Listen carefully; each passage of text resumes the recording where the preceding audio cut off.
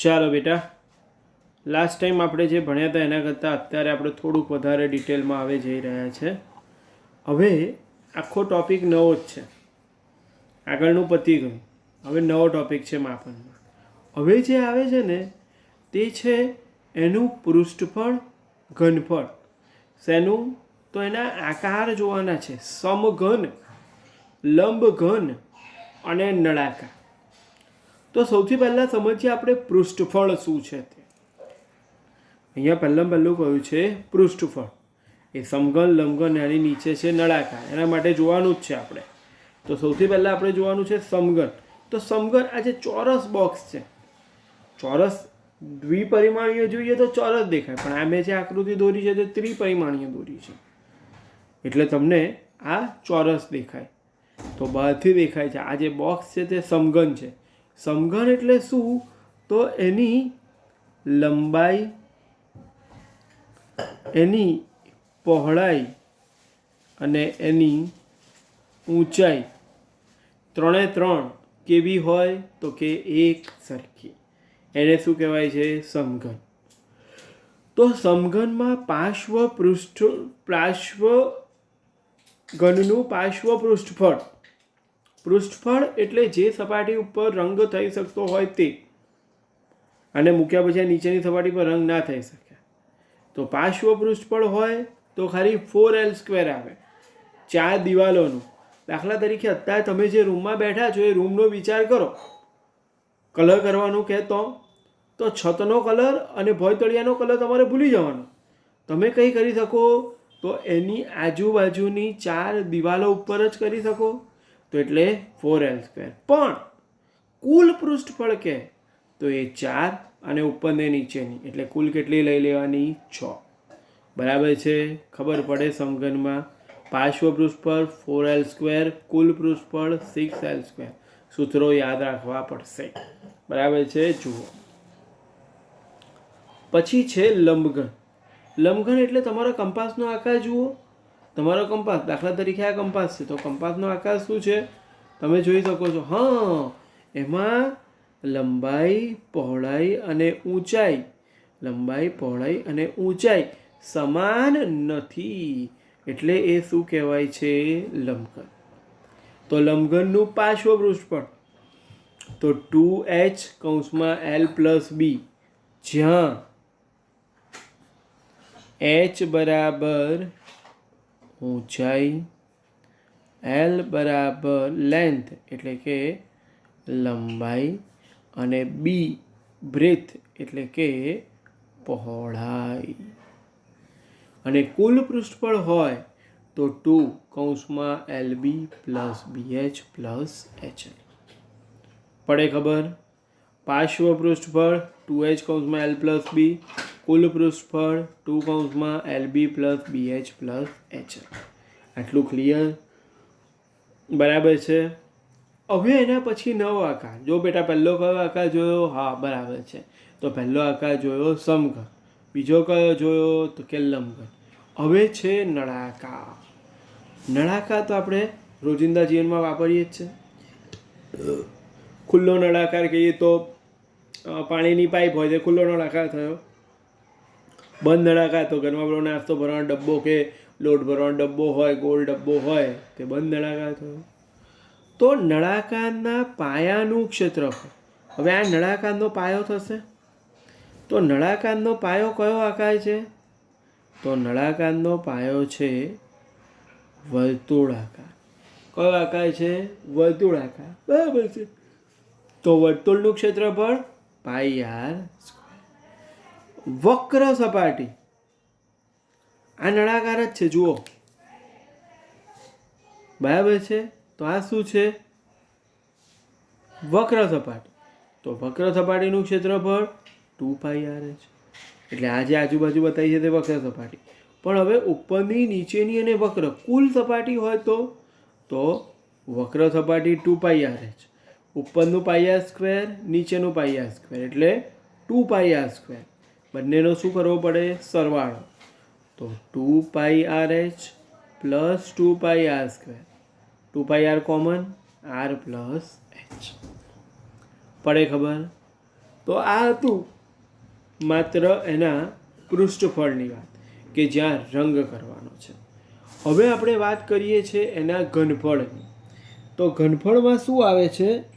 તો ઘનફળમાં સૌથી પહેલાં આવે છે ઘનફળ એટલે શું? તો ઘનફળ એટલે કોઈ પણ પ્રવાહીને સમાવવાની ક્ષમતા. પ્રવાહીને સમાવવાની ક્ષમતા એટલે એને શું કહી દેવાય? હા, એટલે એને શું કહી દેવાય? ઘનફળ. કે આમાં કેટલા લીટર સમાશે, કેટલા મિલીલીટર સમાશે એ શું દર્શાવે છે? ઘનફળ. તો ઘન એટલે પહેલું જે જોયું હતું ને સમઘન, એનું ઘનફળ શોધવું હોય તો સૂત્ર છે એલનો ઘન. લંબઘનનું શોધવું હોય તો લંબાઈ ગુણ્યા પહોળાઈ ગુણ્યા ઊંચાઈ. અને નળાકારનું શોધવું હોય તો પાઈ આર સ્ક્વેર એચ. નળાકારનું ઘનફળ શોધવું હોય તો એનું સૂત્ર શું થશે? પાઈ આર સ્ક્વેર એચ. પડે ખબર? તો આ સૂત્રો તમારે યાદ રાખવા પડશે. ઓકે, બધા જ સૂત્રો બરાબર. આ બધું જે મોકલું તો વ્યવસ્થિત લખવાનું છે હા તમારે. ચાલો હવે આપણે જોઈએ સ્વાધ્યાય 11.3 દાખલા નંબર 1. શું કહે છે? ચોપડી તમારી પાસે ખુલ્લી હોવી જોઈએ. મેં આકૃતિ દોરી જ છે. આકૃતિમાં બતાવ્યા મુજબના બે માપનો એક લંબઘન. આ શું છે બેટા? લંબઘન. લંબાઈ પહોળાઈ ઊંચાઈ અલગ અલગ છે. અને એક સમઘન. લંબાઈ પહોળાઈ અને ઊંચાઈ સરખી છે, 50 50 50. એટલે કેવી થશે? સરખી છે. તો આ બંને ડબ્બામાંથી કયા ડબ્બા બનાવવામાં ઓછી સામગ્રી વપરાશે? બંનેમાંથી કયા ડબ્બા બનાવવા માટે ઓછી સામગ્રી વપરાશે? તો બંનેનું આપણે શું શોધવું પડે? હા, પૃષ્ઠફળ શોધવું પડે. તો સૌથી પહેલાં આપણે એ એટલે શું છે? તો એ છે મારું લંબઘન. લંબઘન માટે તો તમે જોઈ શકો છો એની લંબાઈ છે 60, પહોળાઈ છે 40 અને એની ઊંચાઈ છે કેટલી આપી છે? જુઓ જુઓ જુઓ, 50 સેમી છે. બરાબર છે. તો હવે હું લખું અહીંયા આગળ લંબઘનનું પૃષ્ઠફળ. સૂત્ર શું આવશે? તો 2 કૌંસમાં LB plus BH plus HL. 2 L એટલે હા લંબાઈ 60 ગુણ્યા 40, 40 ગુણ્યા 50 અને 50 ગુણ્યા 60. બરાબર છે. તો હવે 2 6 ચોક 2400, 4 પંચા 20, 5 છંગ 30. તો શું થશે? 2 3 ને 2 5 6 7 4 400. ચલો કરો 74 ગુણ્યા 2 કરો દરેક જણ. આવશે 14,800 સેન્ટીમીટર. આપણે એવું શોધવાનું છે કે કોને બંનેમાંથી બનાવવા માટે ઓછી સામગ્રી જોઈશે. તો આને બનાવવા માટે 14,800 સેન્ટીમીટર સ્ક્વેર જેટલું પતરું કે જેમાંથી પણ બન્યું હોય એટલું જોઈશે. હવે બીજા માટે જોઈએ. બીજો આકાર આપણને કહેલો જ છે. કયો છે બીજો આકાર? હા, બીજો આકાર છે સમઘન. તો સમઘન માટે તો લંબાઈ પહોળાઈ ઊંચાઈ 3 3 કેટલી છે? આપેલી જ છે જુઓ 50 50 50. બરાબર છે. 3 3 કેટલી છે? 50. તો એ સમઘનનું પૃષ્ઠફળ શું આવશે? સમઘનનું પૃષ્ઠફળ. સૂત્ર યાદ કરો બેટા. સૂત્ર તો યાદ મોડે કરવા જ પડશે યાર. આગળ જે મેં લખાયા બધા સૂત્રો તમે મોડે કરવા જ પડશે. 6L², 6 ગુણ્યા 50નો વર્ગ એટલે 6 ગુણ્યા 50નો વર્ગ પાછું 2500. 25 ગુણ્યા 6 કરો 150 એટલે કેટલું થયું 15,000 સેન્ટીમીટર સ્ક્વેર. બરાબર છે. તો લંબઘન માટે કેટલું થયું 14,800, જ્યારે સમઘન માટે કેટલું થયું 15,000. માટે શું થશે? હા, માટે લંબઘન ડબો, એ લોકોએ ડબો લખ્યું એટલે મેં ડબો લખું છું. લંબઘન ડબો બનાવવા ઓછી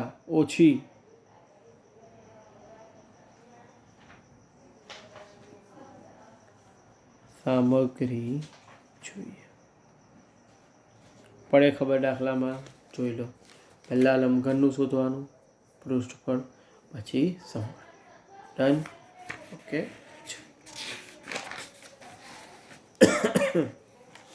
બીજો દાખલો શું કહે છે?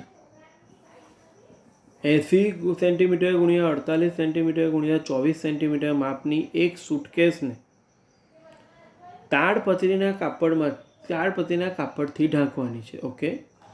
આવી 100 સૂટકેસ ઢાંકવા માટે 96 સેન્ટીમીટર પહોળાઈ ધરાવતી તાડપત્રીના કેટલા કાપડની જરૂર પડશે? તો સૌથી પહેલું તો આપણે સૂટકેસનું પૃષ્ઠફળ શોધવું પડશે. પહેલું આપ્યું હોય તો લંબાઈ હોય, બીજું પહોળાઈ અને ત્રીજું ઊંચાઈ. હવે સૂટકેસ છે એટલે લંબઘન તો છે જ, એ તો નક્કી થઈ ગયું. બરાબર છે. તો એની લંબાઈ 80, પહોળાઈ 48 અને ઊંચાઈ 24 સેમી. ઓકે, 3 સેન્ટીમીટરમાં જ છે. હા, બરાબર છે. તો પૃષ્ઠફળ શોધી કાઢીએ. 2 LB BH HL 2 80 ગુણ્યા 48, 48 ગુણ્યા 24, 24 ગુણ્યા 80, 48 ગુણ્યા 80 3,840, 48 ગુણ્યા 24 1152, 24 ગુણ્યા 80 1920. સોરી, અહીંયા પ્લસ છે. કરો, સરવાળો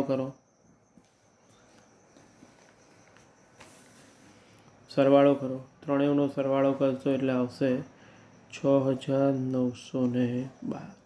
6,912 ગુણ્યા 2 એટલે 13,824 સેન્ટીમીટર. આ શેનું આવ્યું? હા, એક સૂટકેસનું આવ્યું. હવે મારે કેટલી સૂટકેસ બનાવવાની છે? તો હવે મારે 100 સૂટકેસ બનાવવાની છે. અને મીટરમાં ફેરવવું પડશે. પછી કંઈ નહીં. સૂટકેસ કાપડ એક માટે 13,824. તો 100 માટે કેટલું? તો 13,824 ગુણ્યા 100 1,38,000.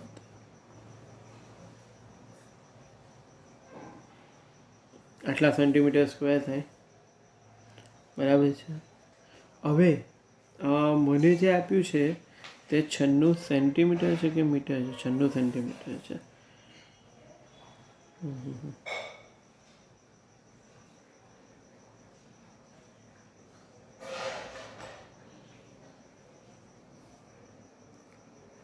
છન્નું સેન્ટીમીટર પહોળાઈ ધરાવતા કેટલા કાપડની જરૂર પડશે?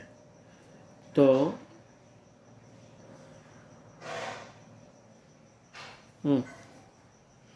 ડાયરેક્ટ કાપડનું માપ, કુલ માપ કેટલું છે? 1,38,000 છેદમાં 96 એટલે કે 14,400 400 સેમી અથવા 144 મીટર કાપડ. આની પહોળાઈ આપણને 96 આપી છે, એટલે મારે 96 વડે ભાગવાનું. તો એની લંબાઈ કેટલી હશે? 144 મીટર. આ તો ખબર પડે. કુલ શોધવાનું, બરાબર છે. એક સુટકેસ માટે 13,824, તો 100 માટે ગુણ્યા 100, એટલે કુલ આટલું જોઈએ છે. હવે એમાંથી પહોળાઈ એની 96 છે, એવું કહ્યું છે લોકોએ, વાંચો રકમમાં. તો પહોળાઈ 96 હોય તો 96 વડે ભાગીએ તો 14,400 સેન્ટીમીટર લંબાઈવાળું અથવા 144 મીટર લંબાઈવાળું કાપડ જોઈએ. બરાબર છે, ખ્યાલ આવે? ચાલો છેલ્લો દાખલો આજનો જોઈ લો. એવા સમઘનની બાજુનું માપ શોધો જેનું પૃષ્ઠફળ, સમઘનનું પૃષ્ઠફળ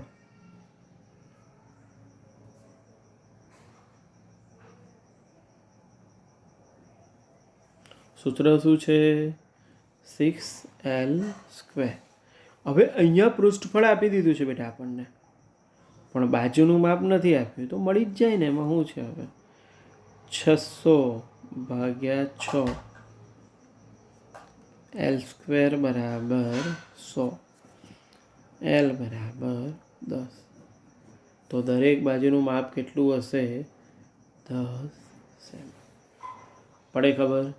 બસ, તો આજે આટલું રાખીએ છીએ. આને રિલેટેડ દાખલા હશે તો હું આપીશ. આ બધું ચોપડામાં વ્યવસ્થિત લખીને સૂત્રો મોઢે કરવાના છે. ઓકે, જય શ્રી કૃષ્ણ.